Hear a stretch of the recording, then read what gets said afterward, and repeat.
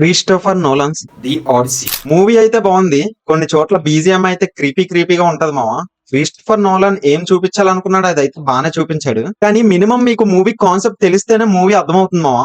లేదా Christopher Nolan మూవీనా కదా అని వెళ్తే మూవీ అస్సలు అర్థం కాదు. కాన్సెప్ట్ ఏంటంటే ఇది ఒక హిస్టారికల్ మూవీ. అప్పట్లో గ్రీక్స్ కి అండ్ ట్రోజన్స్ కి పెద్ద వార్ జరుగుతుంది. గ్రీక్స్ వార్ ని ఎలా గెలిచారు అంటే ట్రోజన్స్ కి ఒక పెద్ద వుడెన్ హార్స్ గిఫ్ట్ గా ఇస్తారు మామ. ఆ హార్స్ లో గ్రీక్స్ యొక్క సైన్యం ఉంటుంది. ఈ ప్లాన్ ఎవరిది అంటే గ్రీక్స్ యొక్క సైన్యాధ్యక్షుడు ఒడిషియస్ ది ఆడిసీ. సో ట్రోజన్స్ ఏం చేస్తారంటే ఆ హార్స్ ని విజయ చిహ్నం అనుకొని తీసుకెళ్లి వాళ్ళ రాజ్యంలో పెట్టుకుంటారు మామ. ఆ రోజు నైట్ అందరూ పడుకున్నాక హార్స్ లోపల ఉన్న గ్రీక్ సైన్యం బయటకు వచ్చి గేట్స్ ఓపెన్ చేసి ట్రోజన్స్ ని అటాక్ చేసి వార్ నైతే గెలిచేస్తారు మామ.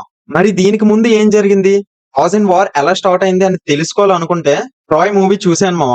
ఇది ఒక ఆప్షనల్ అనే చెప్పొచ్చు. కాన్సెప్ట్ తెలిస్తే చాలు మూవీ అర్థం అవుతుంది.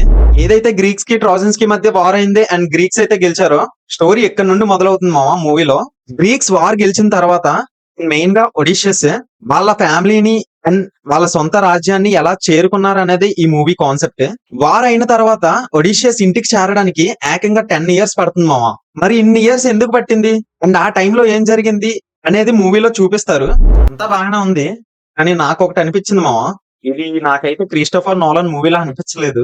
కొంచెం డిసప్పాయింట్మెంట్ అని అనిపించింది. క్రిస్టోఫర్ నోలన్ స్టాండర్డ్స్ తో కంపేర్ చేస్తే ఈ మూవీ కొంచెం తగ్గినట్టు అనిపించింది మామ. కాన్సెప్ట్ తెలిస్తే మూవీని అయితే ఎంజాయ్ చేస్తారు, లేకపోతే యావరేజ్ ఎక్స్పీరియన్స్ అవ్వచ్చు మామ. సింపుల్ గా చెప్పాలి అంటే మంచి హిస్టారికల్ మూవీ కానీ పీక్ నోలన్ ఎక్స్పీరియన్స్ అయితే కాదు.